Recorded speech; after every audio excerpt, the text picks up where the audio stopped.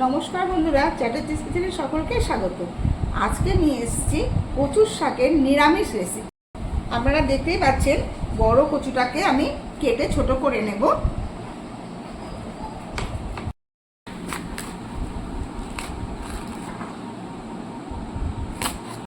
কচুটাটা কেটে আমি ছোট করে নিয়েছি, এবার সেদ্ধ করতে বসিয়ে দেবো।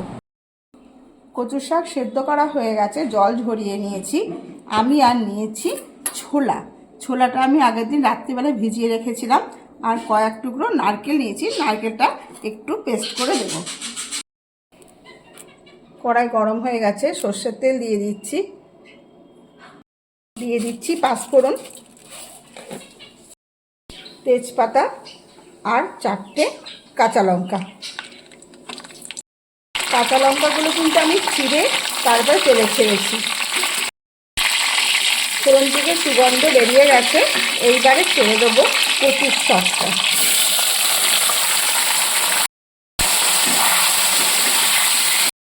দিয়ে দিচ্ছি ভেজানো ছোলাগুলো, স্বাদ মতো নুন দিয়ে দিচ্ছি, আর দিয়ে দিচ্ছি কিছুটা হলুদ। করে নেড়ে ছেড়ে কষাতে থাকবো। দেখুন কি সুন্দর ভালোভাবে শাকগুলো মিশে গেছে। স্বাদের জন্য আমি দিয়ে দিচ্ছি আখের গুড়,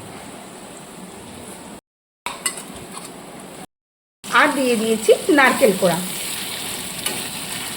এবার একটু ভালো করে নেড়ে চেড়ে নামিয়ে নেব।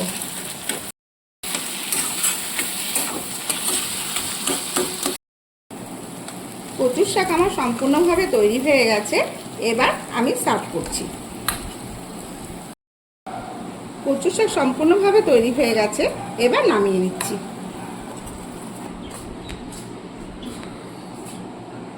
আশা করি কচুর শাক রেসিপিটা আপনারা প্রথম থেকেই দেখেছেন।